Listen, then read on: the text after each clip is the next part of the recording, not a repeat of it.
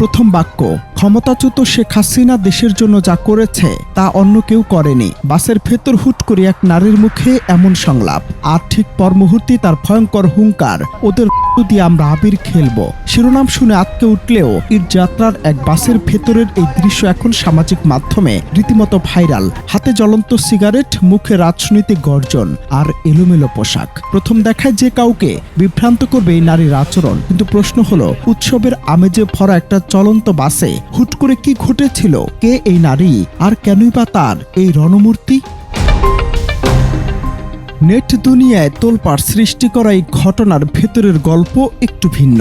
ঈদ যাত্রার ভিড়ে ঠাসা বাসটিতে সাধারণ যাত্রীদের মতোই উঠছিলেন এক নারী। প্রথমে চালকের পাশের সিটে চুপচাপ বসে পড়েন তিনি, কিন্তু কিছুক্ষণ পরেই পাল্টে যায় পুরো দৃশ্যপট। পকেট থেকে সিগারেট বের করে টানতে টানতে শুরু করেন বাসের ভেতর উপস্থিত সকল যাত্রীদের উপর তীব্র মানসিক অত্যাচার। মুখে নিষিদ্ধ ক্ষমতাচ্যুত রাজনৈতিক দলের গুণগান আর যাত্রীদের উদ্দেশ্যে একের পর এক হুমকি। স্বভাবতই প্রশ্ন ওঠে, তিনি কি আসলে মানসিক ভারসাম্যহীন, নাকি এর পেছনে লুকিয়ে আছে কোনো গভীর পরিকল্পনা?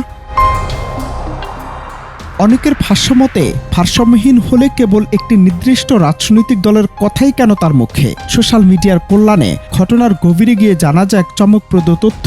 প্রত্যক্ষদর্শী বা স্থানীয়দের সূত্র মতে ওই নারী মোটেও জন্মগত বা দীর্ঘদিনের মানসিক ভারসাম্যহীন নন, বরং তিনি একজন স্বাভাবিক মানুষই ছিলেন। কিন্তু ভ্রমণের ঠিক পূর্ব মুহূর্তে অতিরিক্ত মাত্রায় হয়তো কোনো তীব্র নেশাজাতীয় দ্রব্য গ্রহণ করার ফলেই তিনি নিজের উপর সম্পূর্ণ নিয়ন্ত্রণ হারিয়ে ফেলেন, আর নেশার ঘুরি বাসের ভেতর শুরু করেন এমন তাণ্ডব। তবে সাধারণ মানুষের মনে শঙ্কা, নেশার ঘুরি হোক বা ভারসাম্যহীনতার কারণে চলন্ত বাসে এমন উন্মাদনা যে কোনো বড় দুর্ঘটনার কারণ হতে পারত। নেশাগ্রস্ত বা মানসিক ভারসাম্যহীন কারণ যাই হোক না কেন, ঈদের মতো একটি ব্যস্ত ঝুঁকিপূর্ণ যাত্রায় এমন আচরণে বাস কর্তৃপক্ষ বা আইনশৃঙ্খলা রক্ষাকারী বাহিনীর তাৎক্ষণিক পদক্ষেপ না থাকা নিয়ে এখন সামাজিক মাধ্যমে চলছে তীব্র সমালোচনা। যাত্রীদের নিরাপত্তা নিয়ে এমন খামখেয়ালিপনা কি মেনে নেওয়া যায়? একজন নেশাগ্রস্ত মানুষের কারণে বিপদে পড়তে পারত পুরো বাসের সকল যাত্রী। অনন্ত হাসান মাসুদ, বাংলা টিভি।